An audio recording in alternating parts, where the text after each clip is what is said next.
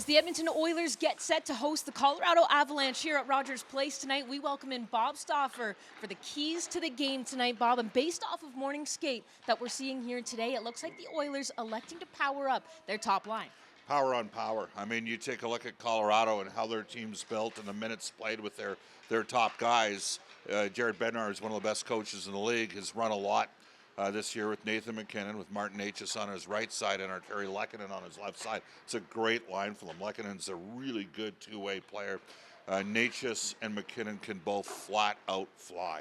And so those guys play the primary first line role, and it's not like they have them split up. They keep that trio together. So the Oilers have played a lot this year with McDavid and Draisaitl on separate lines. But for this matchup, to me, it makes a lot of sense to have Leon and Connor together with Jack Roslovic, which I think also speaks volumes about the contributions and how Jack has settled in. So I'm going to be really intrigued to see how those two lines go at it tonight. So from the forward grouping to the blue line, Bob, we've seen Ekholm Bouchard.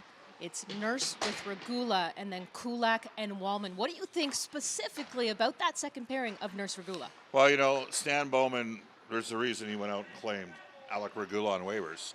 And there was people that thought the year before the American Hockey League that Regula was the best two-way defender in the league. But the biggest thing was his ability to make plays and pass. And we saw early in the season when Jake Wallman wasn't available how well Alec Regula played with Darnell Nurse. So we're going to see that again. I think that we're going to end up with a fairly even minutes distribution. Like, you might see Regula only, just because he's getting up to speed, maybe he's the guy that only plays 15, 16 minutes. But I certainly see, maybe Bouchard plays 22, 23. Everybody else probably right around 20 minutes. So intrigued to see how this looks. I think it gives, in theory, a strength of the Oilers team should be their defense. Now, they had a couple injuries that affected things. They might have to make a hard decision within the next 24 to 48 hours as well because of the depth of that defense. But I think tonight might be our first look at what maybe the organization thought could be a potential three-pairing look to start the season. Now, based off of the energy that we're seeing at morning skate as well as yesterday at practice, a lot of energy because these guys are well aware of the powerhouse that they're going up against in the Colorado Avalanche. Well, Paige, the Oilers have gone to the Stanley Cup final the last 2 years. They probably were the favorite against Vancouver and certainly against LA. And I know LA finished ahead of them, but at the end, with all due respect to the Kings, the Oilers had beaten them, each of the 4 years. And so I'm specific to the last 2 years.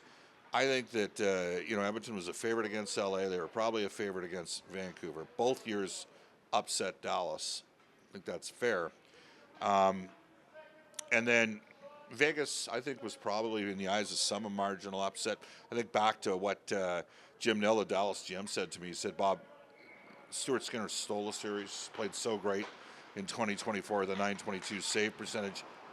Last year, he didn't. I know he was at 924, but the Oilers just outplayed us. Mm-hmm. Like, they were just the better team, and I thought they were going to win. I bring this up because there's one team that the Oilers haven't faced in the playoffs since 2022, and that's Colorado. And Colorado's had a pretty decent record against Edmonton over the last 4 years. They're fast. They can push the pace. They play the game, in my opinion, at a different tempo and pace than any other team in the league. And I think for the Oilers, I think they know what they're going up against. They're going up against a real good team. I mean, Colorado until a day ago, I think, had the best record in the league. This is gonna maybe, I know the Oilers have underwhelmed to this point so far in the year. I'm going to be intrigued to see how the defense handles the speed and tempo of the Colorado attempt now.